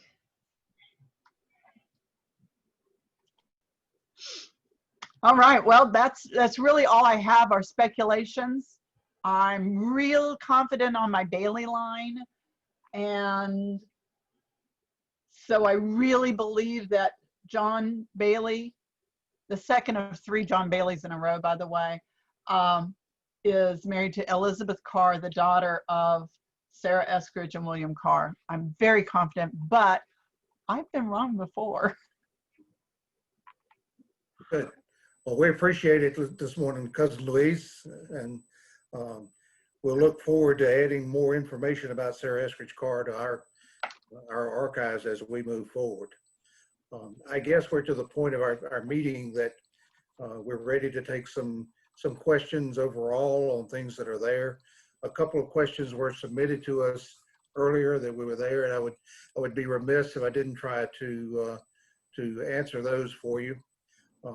Before I get into that, those of you who know me know that my other half, Cousin Cindy, is missing this morning. She and our son Trey were basically COVIDed out of their jobs at the Boy Scout office. So Cindy has taken a job back where she had worked at one time before at the Peppermint Forest, which is a Christmas shop. And today is their grand opening of the Christmas shop. So they said, "You will be here." And she said, "Yes, I will." I should relate to you that tomorrow, Cindy and I will celebrate our 40th wedding anniversary. So all of you can send condolences to Cindy for having put up with me for 40 years. The other thing that I should tell you is that about this time last year, we had a convention in Las Vegas, and that we took our son Trey with us out. And one of the nights we had gotten tickets to go see David Copperfield. And we're sitting there watching David Copperfield, and David has a habit of throwing, in this case, Frisbees out into the audience, and those that catch it, he usually brings them up to the front to do something. Well, one of those Frisbees came in our direction, and Trey caught it, and David said, "No, it needs to go to a female." So he handed it to his mom, and Cindy gets that, and she starts shaking her head, "No, no, no, no, no." David Copperfield was trying to get her to come up front. Very, very sour expression, and she wouldn't go up front. So David Copperfield says to her, "Well, Madam Speaker, we certainly appreciate the work that you're doing in Washington," equating her to Nancy. And if you know Cindy, that's not a good thing. But interesting story. So next time you talk to Cindy, call her Nancy. She'll appreciate that. All right, let me go into the questions that I've got. And the first one that came in comes from Cousin Deb in Oregon. And I must thank Cousin Deb for all of the work that she did, because she descends through the Delaware side of things and gave us a good beginning to working on the Delaware side of things. One of the things that's kind of funny about how things have developed for the Eskridge Association over the years is that we didn't know what to do with the Delaware Eskridges. So they all were sitting out there in Never Never Land, and we knew they were there, and we knew that it was a pretty good sized chunk of people, but we didn't know where to put them. But Deb did a lot of work on her Delaware side of things. And then her brother took a DNA test for us. And that was a big help to us, because her DNA test, or his DNA test, was compared with me. And I come from Samuel, directly from the colonel. I can prove mine all the way back. We didn't know where Deb's brother came from exactly, but what it proved is that her brother and I are blood cousins. Our DNA matches. The only place that they could match would be back with the colonel. So it proved to me that the Delaware Eskridges are indeed part of the clan, if you will. So from that, I began to look at, well, where do these guys go? If they're part of the clan, where do they fit in? And that's where Deb's question comes for me this morning, is that she says, are there any records that connect George III? In her case, it's William II, George III, George IV, and George V. And to tell you exactly, Deb, there are no records that specifically give us George III, but because of the Flat Lick property, and knowing that because of the time involved, that your George III and George IV had to come from one of the first two sons. They either had to come from William II or George II. We began to eliminate them. And because of the Flat Lick property, you were eliminated from the George II relationship. So that essentially meant that you had to come from William II. And that's kind of how we arrived at that. We knew you were connected by DNA. We knew by time where you ought to be, and by, I guess, assumption somewhat, that's where we put it. And I think that sometimes in today's world, when you don't have specific genealogical records, you have to follow your best estimate and best guess, and the DNA helps to do that. The next question that Deb asked was about the Eskridges in England, and whether we've done any DNA to see if there's a close connection with Eskridges in England. And the answer to that is we have not. Ann, can you stick up that slide on DNA? What we have found is that our next big research project, I intend to be on DNA, probably from England. What Ann has put up on the screen is the latest in terms of where our origins are in around the world. And this is based on my own DNA, and I've had extensive DNA work done. The closest relative that I can find is a guy by the name of Lett that is actually in England, but we don't have any, he and I can't figure out any genealogical relatives. But as you look at that map, a lot of England, heavy England. But then you see us going towards Poland, somewhat in Germany, but the real strong evidence, a lot of the people that match up with me have some names that you and I wouldn't recognize. They're from Turkey, Iraq, Iran. So it all becomes to be pretty interesting. But in answer to the original question, one of our next projects has got to be DNA in England. They don't do things there exactly the same way we do here, but I'm hoping to find some Eskridges whatever. And even if we need to pay for their DNA work to have it done, to see if that we can be connected. Seems to be a good way to spend some money. Another question that Deb asked was about the Colburn family. Colburn family was a strong Maryland family, and some of the original connections were to Colburns.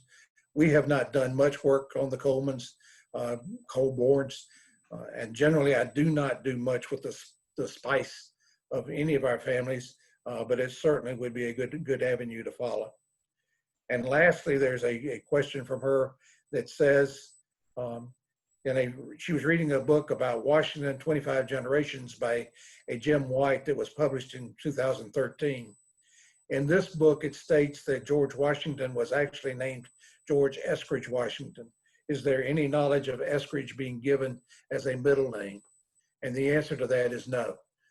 I would be suspicious of trying to give George Washington a middle name. I would be suspicious of giving anybody that was born prior to the Revolution a middle name, because they generally didn't have middle names until about the time of the Revolution. So if you see any of our ancestors with a middle name, like I frequently see under Samuel Forten, F-O-R-T-E-N, Eskridge, it just doesn't exist. I've never seen anything in our records that indicates that Forten was a name that came to us. So if you see that, do like Louise is talking about and try to get your people to get those off their trees, because they don't belong there. Deb, does that answer your questions for you? Yeah, that's great. I appreciate your knowledge very much. Thank you. All right, the next question that I have comes about our numbering system. How do we come about the numbering system? And it seems to confuse some some people. Well, essentially, there might be two things to look at. Excuse me. One of them is that on the generations, Colonel George Eskridge is one. So all of the twos are his children. All of the threes are his grandchildren. And it goes on and on and on down the line. I think we're up to generation 13 or maybe 14 in some of our lines, but each successive generation has a different number. That also leads to, if you look on our website, you'll see posted the first 4 generations. And each one of those is numbered successfully, but it doesn't mean anything. The other numbers other than generation 1 don't really mean anything. They're just a way of keeping things in line. And the first 4 generations on the website needs to be redone in my spare time.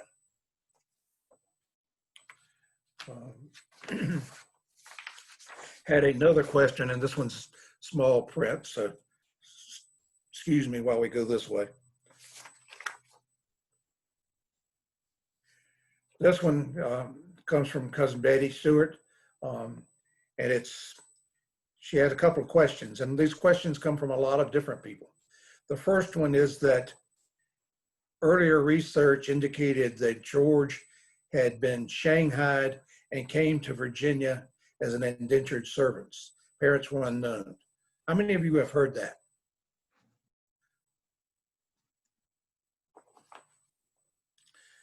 Well, a lot of times we hear the story that he was shanghaied in Wales and brought to America as an indentured servant. It was a family tradition. No research has ever proven that. It's just a story that has come up, and it has perpetuated itself throughout our family history. It sounds good, but we kind of have debunked it in that we have no evidence whatsoever that Colonel George came from Wales. There were no law schools in Wales at the time. There was no reason for him to be in Wales. We've never found any Eskridges in Wales, so we'll kind of go from there. Next question that she had was, how do we know about Colonel George's family lineage? We don't. We do not know. when he was born. We do not know where he was born. We do not know who his parents were. We have done lots and lots and lots of English research trying to find out who and where the Colonel was born. What we do know about the Colonel is that he was a very prominent man. The chances of him coming to Virginia as an indentured servant or being a poor man are slim and none, and Slim left town. He was the Queen's attorney. He was the King's attorney. He was a tobacco agent for the royal family. He was well respected by the people that he was around. As Louise was talking about earlier this morning, you look through the records of Westmoreland County when he was living, and you see his name time and time again in the records as being the attorney for different people that were there. He served in the House of Burgesses in Virginia. He was instrumental in getting the capital moved from Jamestown to Williamsburg. Some of the bricks from the old courthouse in Jamestown were moved to Williamsburg for new courthouse there, not the new state house.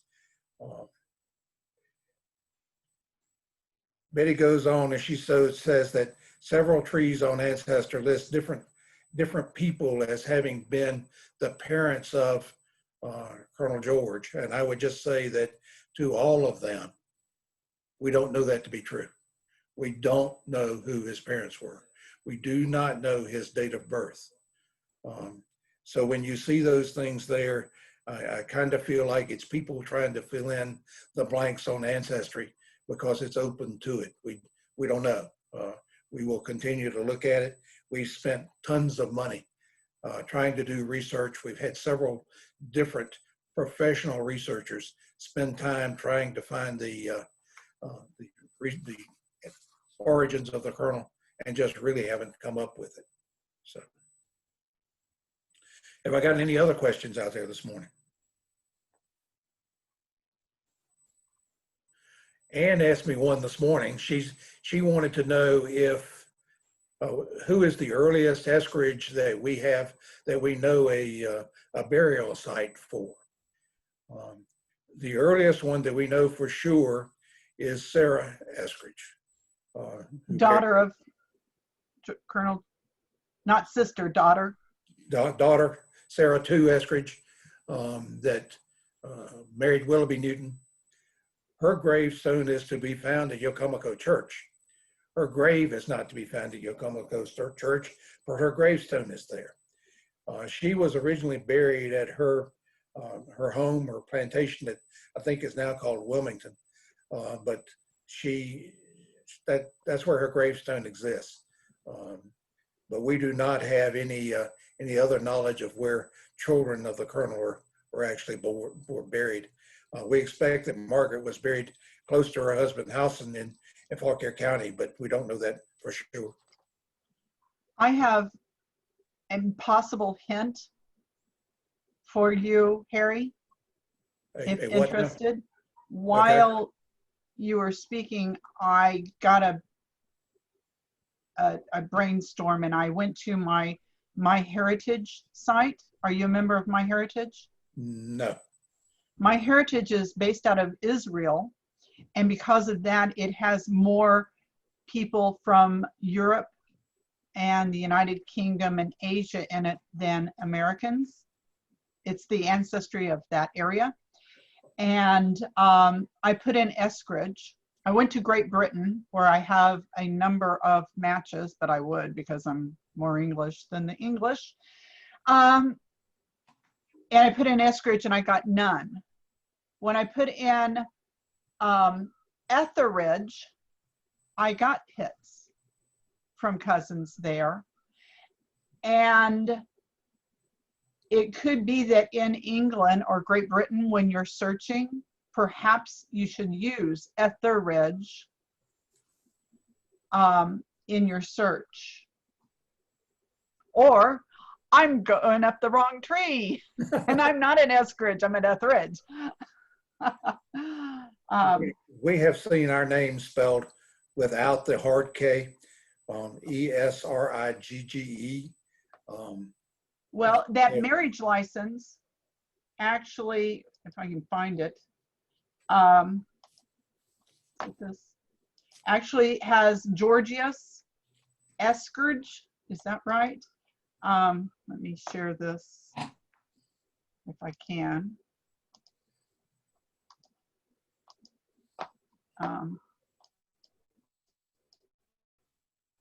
Make this word for you.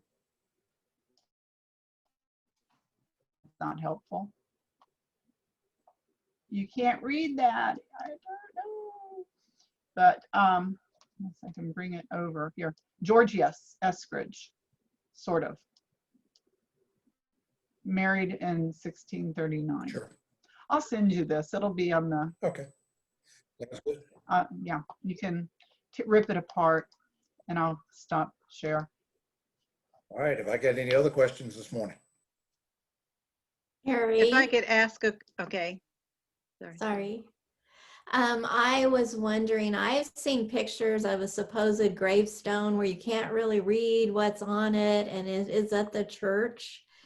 Is that, and they say that that was Colonel George's gravestone.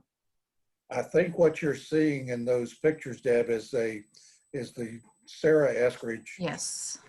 gravestone, not because I think it mentions something in there. The exact wording is maybe daughter of George Eskridge. I know that people have said over the years that the caretaker of the church pointed out the George Eskridge burial there, but I don't think it exists. There's a man that lives in Westmoreland County, and some of you may have run across him. He actually was a speaker at one of our reunions a couple of years ago. Was Dow Mallory, and Dow Mallory probably knows every gravestone in the whole county of Westmoreland, and he doesn't know of one. So I'm pretty certain that Sarah's, it's the plot, the stone, just the stone. Yes. Thank you. Someone else asked about the portraits of George Eskridge. Now, I know where they are and that they are in possession of the museum in Richmond. But I don't know what our ability to copy, et cetera, or obtain.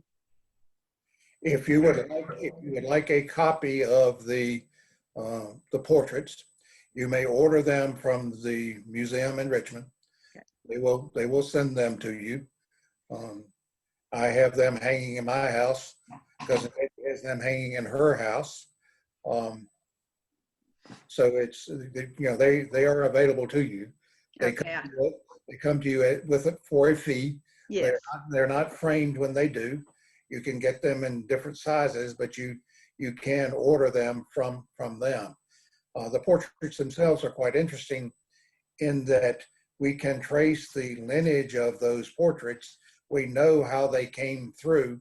We know that they have been in the possession of the Eskridge family until they were given to the museum. Since they were painted, we don't know who painted them. The museum much more treasures the portrait of Rebecca Bonham than they do the portrait of Colonel George. And part of that is because they have a number of portraits of ladies that age, but they don't know who they are. In our case, we know who that is and who those portraits are. So they're quite interesting. At one point in time, those portraits actually hung at Mount Vernon before they were moved to Richmond in the museum. If you're interested in that museum information, it's now called the Virginia Museum of History and Culture, formerly the Virginia Historical Society. So you can look that up on the internet. It's about time that Virginia got some culture. Thank you. I'll pass that information on. Any other questions? Mary? Yes. This is Anna. I have a question concerning the Washington tree and our episode from last year. And Do you know of anything that's been done there in Fredericksburg with the site? It is, it's still not fixed. The work, Uh-huh. the work still needs to be done. As those of us that were there last year can attest, it's a very, very dangerous place and something that the city of Fredericksburg needs to take some care of. We're proceeding, trying to get something done there, at least. Harry, do you mind giving a quick explanation about the tree in Fredericksburg, so for cousins that don't know? The tree that they're mentioning was one an oak tree property as a sapling that was given to us by John Dos Passos and was planted on the occasion of the foundation of the Eskridge Family Association back in 1937, as best I remember.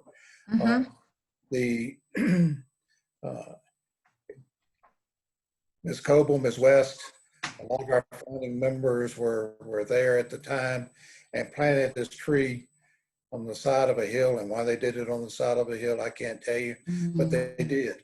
So it may not have been the side at that particular point in time, but it is there in remembrance of Colonel George Eskridge. Is placed right beside the Mary Ball Washington monument that is in Fredericksburg, and I'm sure that's the reason for its position. The particular place where it is in sad shape. The ground is eroded. The tree itself, at least at this point, seems to be very healthy and in good shape. We're trying to do something to at least help preserve the tree. Maybe our friends at DAR, since it's their monument next door, can help us. Okay, I had just talked with my friend Vanna Caskey in Richmond, and she lives in Richmond, and she has not had any dealings with anybody carrying this project further, though, because I checked. I wanted to be sure, and I know we needed to contact them again, try to crank them up, or what? We'll probably contact them again, and we have been holding on to the money Okay. that has been given to us and not give it to them until they get off their rusty dusty and decide to do something. I don't want to just to give money to the city of Fredericksburg to do something else with. We want it specifically to go to that, to the tree. The project that needs to be done far exceeds doing the tree, so the city of Fredericksburg needs to come up with some money. Okay, thank you. Anna, I mentioned that to Bana one time. Bana and I go to church together. Oh, I forgot about that, Hildy. And she said she was going to mention it to someone else, but further up in DAR, but okay, I haven't heard anymore. My daughter, excuse me.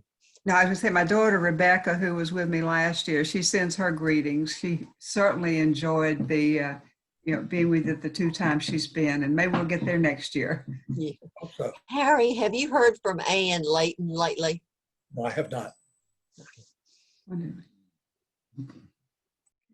Any other questions? Joe, do you have one? Cousin Joe in Mobile? Cousin Joe in Mobile has a question. There you go. You're on. Okay. The last time we were at the church, we looked at Sarah's headstone, and it looked to be in pretty bad shape. Would that be something that we would be interested in restoring the headstone to where you can at least read it? Because it was really in becoming difficult to read. And I know that we give money to the church. Could we earmark it to have that restored by a professional? That's my question. I would say we should look at money. I would say we should look into the cost of having it done. Yes. And then if we can do it, I would say let us do it, not rely on the church to get something done. We know what the wording is on that particular gravestone, so we could have it restored in that way if need be. So. Good. I think it needs to definitely be cleaned. I think that would help a lot. And I don't think that's real expensive. No, but I think you have to be very careful how you clean it. You know, you can't just take a wire brush and scrape on it. Oh, no. You have to be. Yeah, there are people that in that area that probably know how to do that. Okay. There's also a company here in Richmond, Grapponi, who could take care of it. Any other questions? Cousin Beth Zeiss, how's the foot? The foot is progressing. For those of you who don't know, I was accidentally knocked down 7 weeks ago by a gentleman who was not paying attention to what he was doing, and he broke 3 bones in my ankle. I am currently in a boot. I am to the point where I can put up to 50 pounds of weight on my right leg. Next week, I'm supposed to start walking on it completely, but probably that's not going to happen. Is there truth in the rumor that Tony now calls you Grace? Grace? No. Harry's asking if you call me Grace. No, he doesn't. He's been a pretty good nurse, though. Is he? There he is. Good morning, Tony. New domestic skills. For those of you that don't know, Beth's husband, Tony, was instrumental in the first director of opening the Museum of the Bible in Washington. Quite an interesting guy. And I worked for him at one point in time. Mm-hmm. Any other questions?